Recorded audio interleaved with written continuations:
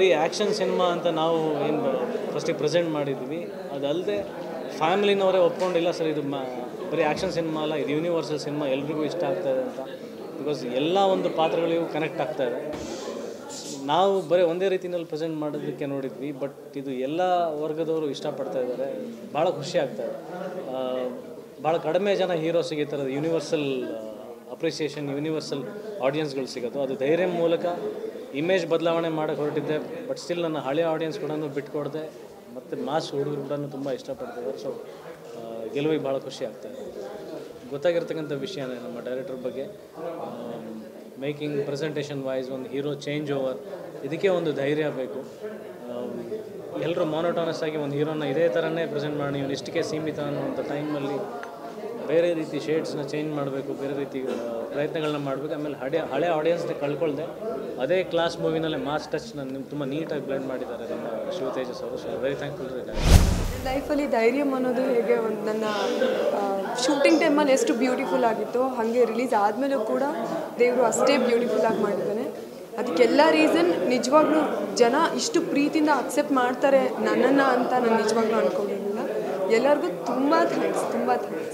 ನಮ್ಮ director sir ಅನ್ನೋದಕ್ಕಿಂತ ನನ್ನ ತಂದೆ ಅಂತ ಹೇಳೋಕ್ಕೆ ಇಷ್ಟಪಡ್ತೀನಿ. ನನ್ನ ಸಿನಿಮಾ ಮೊದಲನೇ ದಿನದಿಂದನೂ ಅವ್ರ ಮಗಳು ನೋಡ್ಕೊಂಡಂಗೆ ನೋಡ್ಕೊಂಡಿದ್ದಾರೆ.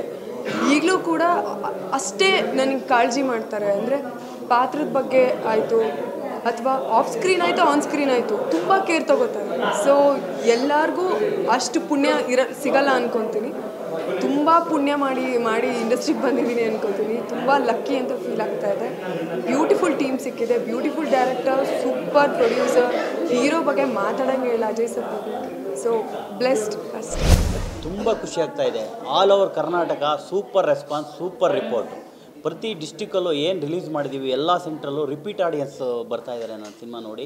ತುಂಬ ಖುಷಿ ಆಗ್ತಾಯಿದೆ. ಒಂದೇ ಒಂದು ನೆಗೆಟಿವ್ ರಿಪೋರ್ಟ್ ಬಂದಿಲ್ಲ ನನ್ನ ಸಿನಿಮಾ ಬಗ್ಗೆ.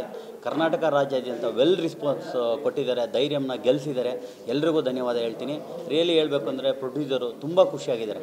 ಒಂದು ಫಸ್ಟ್ ಪ್ರಯತ್ನದಲ್ಲೇ ಗೆದ್ದಿದ್ದೀವಿ ಅನ್ನೋ ಖುಷಿ ಅವ್ರಿಗೆ ಸಿಕ್ಕಿದೆ.